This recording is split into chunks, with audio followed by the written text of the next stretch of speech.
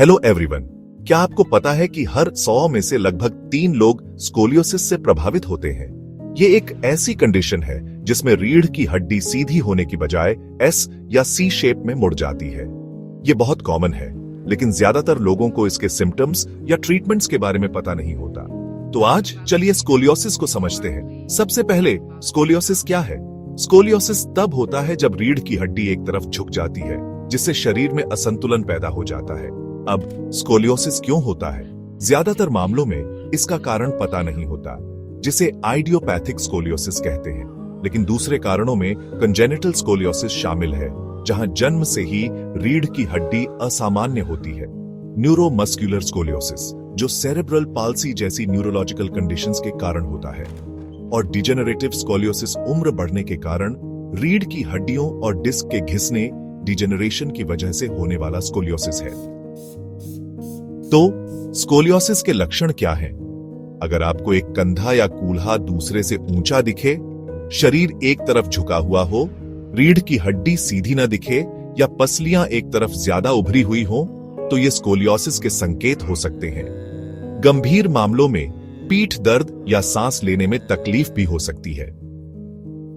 Scoliosis का पता कैसे चलता है? डॉक्टर आमतौर पर एडम्स फॉरवर्ड बेंड टेस्ट करते हैं, जिसमें मरीज को आगे झुकने के लिए कहा जाता है।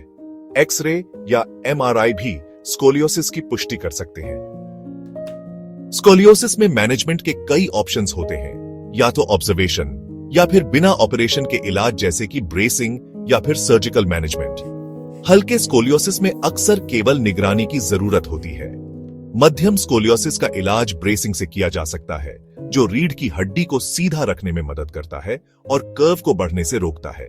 गंभीर स्कोलियोसिस में ऑपरेशन की आवश्यकता हो सकती है। ब्रेसिंग एक बिना ऑपरेशन वाला ट्रीटमेंट है, जिसे ऑर्थोटिस्ट डिजाइन करते हैं। यह रीढ़ की हड्डी को सीधा रखने में मदद करता है और कर्व को बढ़ने से रोकता है। इसे दिन में कई घंटों तक पहना जाता है और यह बच्चों और किशोरों के लिए विशेष रूप से प्रभावी है। अगर कर्व बहुत ज्यादा बढ़ जाए तो डॉक्टर ऑपरेशन की सलाह दे सकते हैं। स्पाइनल फ्यूजन सर्जरी, यह प्रोसीजर रीढ़ की हड्डी को सीधा करता है, आगे के कर्विंग को रोकता है और मरीज के जीवन की क्वालिटी को बेहतर बनाता है। इन ऑपरेशंस में स्टेनलेस स्टील, टाइटेनियम या कोबाल्ट क्रोम इम्प्लांट्स का इस्तेमाल किया जाता है। बेशक हर ऑपरेशन में इन्फेक्शन, ब्लीडिंग या नर्व डैमेज जैसे रिस्क्स होते हैं, हालांकि ये रेयर हैं। इंट्रा ऑपरेटिव न्यूरो मॉनिटरिंग जैसी मॉडर्न टेक्निक्स नर्व डैमेज के रिस्क को काफी कम करती हैं। अंत में, अगर स्कोलियोसिस का समय पर इलाज किया जाए तो यह कोई बड़ी प्रॉब्लम नहीं बनती। अगर आपको अपने या अपने बच्चे की रीढ़ की हड्डी में कुछ भी अनयूजुअल दिखे तो डॉक्टर से सलाह लें। जल्दी डायग्नोसिस और ट्रीटमेंट से बेहतर रिजल्ट्स मिलते हैं। स्कोलियोसिस के बारे में अवेयरनेस बढ़ाने में मदद करने के लिए इस जानकारी को फैलाएं। धन्यवाद।